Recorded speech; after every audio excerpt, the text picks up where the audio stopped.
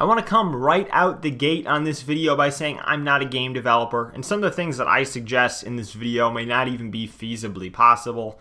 But I'm bringing this up because the whole thing seems fishy to me. Recently, Call of Duty Warzone came out, a free-to-play Battle Royale, online-only Call of Duty game, and people on Reddit were shocked to find out that the install size for the game was 80 to 100 gigabytes. Usually you think it's just a one-map game, it must be, 20, 30 gigabytes maybe.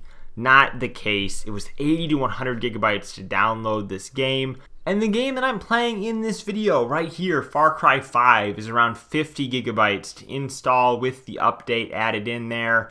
And it's a massive open world game with just a huge map. And then on the other hand, you have this exclusively online, one map, multiplayer game, and it's even larger. It doesn't make any sense.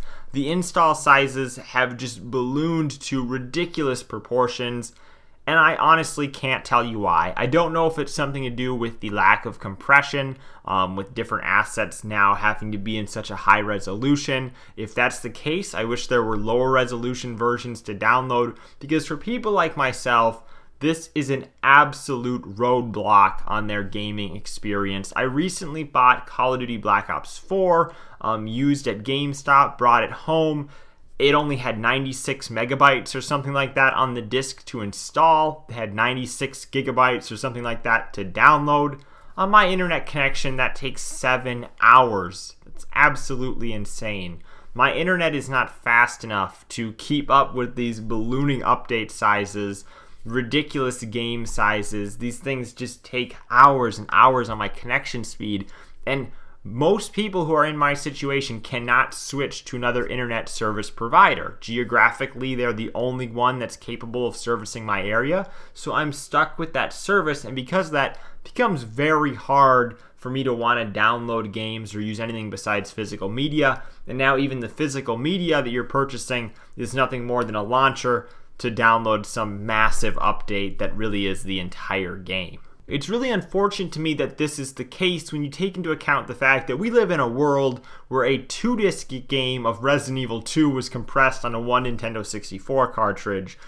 We live in an era right now where the majority of games coming out on the Nintendo Switch are less than 32 gigabytes in size. If they're like a AAA game, maybe multi-platform, but even more so, the true majority of Nintendo Switch games are less than 10 gigabytes to download and install. Yet a free-to-play online multiplayer game like Call of Duty Warzone is 80 to 100 gigabytes. It just does not make any sense. And yes, I know the graphical quality in the Nintendo Switch is worse. And if you compare, say, a Witcher on the Switch to Witcher on a console, obviously it's going to be more muddied down on the Switch. But does it really make that much of a difference in terms of download size? Is it really worth it? If there was an option to download a lower resolution version at this point on my Xbox One, I would do it. I would save myself the storage space. I mean, look, these consoles launched with a 500 gigabyte hard drive. They then moved on to having a 1 terabyte hard drive in the S and the X model.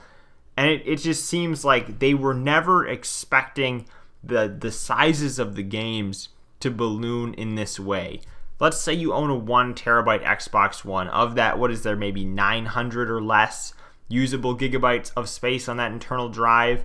And with many games being north of 100 gigabytes, or at least north of 50, you got to figure that you can't get more than 10 or 12 games installed on that hard drive before you're going through the process that I am of deleting, reinstalling, re-downloading games as you trade up what games you're playing. Now, I do think that in a small, weird way, that is a good thing for me, because I do have like 4 or 5 games installed on my Xbox One at a time. It's kind of nice, because then I focus on what ones I'm playing. But it is a serious hassle for people that don't have very good internet connection, and unfortunately, there's nothing we can do about it. There's nothing we can do about these ballooning download sizes either, and I'm just worried that it's going to continue to get worse with the next generation of consoles. But I think that this is a modern first world problem where while the games will continue to, yes, be playable, I can put in the time to wait for the download to happen, but already at like 7 hours, it just seems like too much. It's just like when we went from, having that analog connection to HDMI, You had that period where it kind of overlapped where you had both, and now you have an era where you strictly have to play your games on an HD TV, and that's fine because most people have an HD TV. But I think that most people don't necessarily have a blazing fast internet connection. I might not have dial-up, but waiting 7 hours to download a game, I don't know, it just seems a little bit ridiculous to me, and I would love to hear what you guys think down in the comments section. Thank you for watching. I'm Bailey, and I will see you in the next video.